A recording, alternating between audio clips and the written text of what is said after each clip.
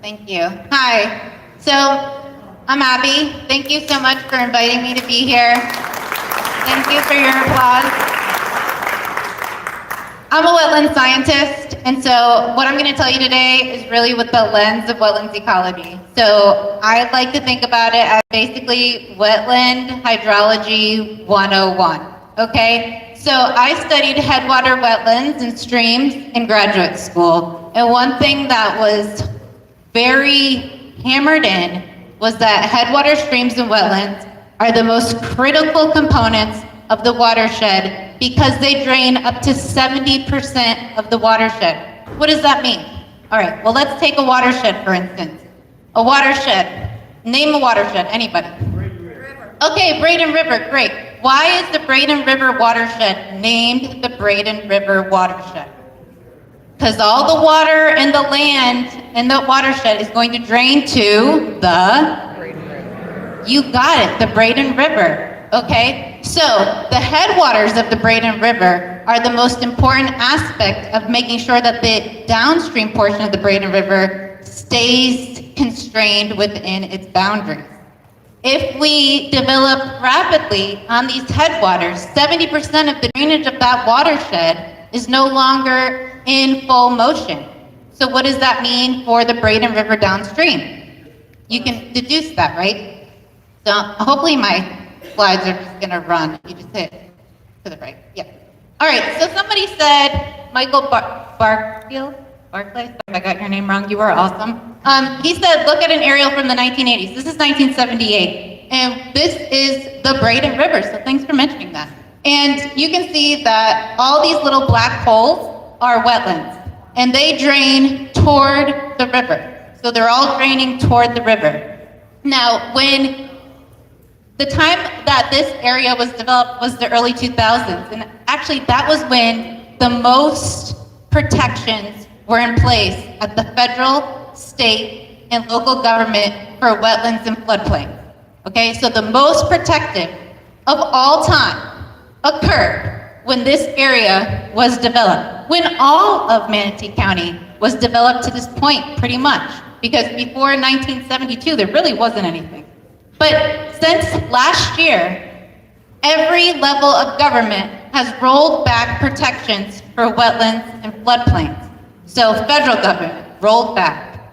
State government had to roll back because the federal government did. Local government, well, we all know that they just recently rolled it back. So, moving forward, how does that look if what we're developing out east are the headwaters? The headwaters are the most important for the drainage of the entire watershed, and we're protecting less of the headwater streams and wetlands. What does that mean? That means terrible things to come. If you could hit the next button. So this is what it looks like now. So why are wetlands important? I actually went to graduate school for a crap long time to be able to communicate why wetlands are important. And unfortunately, I'm losing that battle, but not just me, but all my colleagues. We're trying to figure out how can we tell people the importance of wetlands. We talk about wetland functions. So wetlands are the land area where it's wet long enough to have special plants and soils. That's your floodplains. Those are your depressions. You're not supposed to build on them because we have 2 seasons in Florida. What are our 2 seasons? Wet and dry. Okay, so what happens in the dry season is the wetland will shrink, the stream will shrink, the floodplain will shrink. In the wet season, it's gonna expand. And if we cut off the boundary of where it can expand and we develop there, what's gonna happen the next wet season? You're gonna get wet. Like, there's just no ifs, ands, or buts about it. We cannot develop in the floodplains of our wetlands and our streams. But unfortunately, you can see that we very much have. And that's what they're talking about. And that was under the most strictest laws for floodplains and wetlands. And now we've rolled them all back. So we're in trouble unless we work together to put more protections on our wetlands and floodplains. Lastly, how do I communicate the importance? I tried a little bit, but people love money.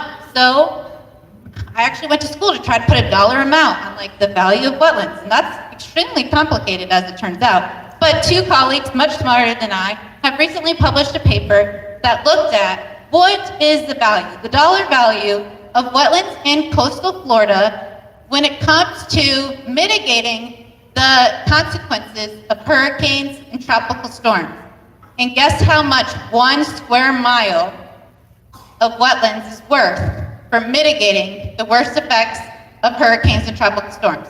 Just throw out numbers. It is $2 million. 1 square mile is $2 million. So that yellow square is 1 square mile.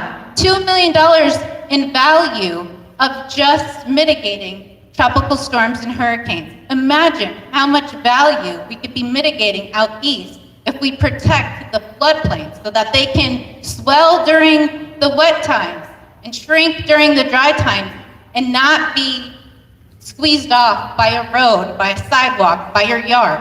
Imagine it. It would be great. So that's all I got. Save our wetlands to save us from flooding. Thank you so much.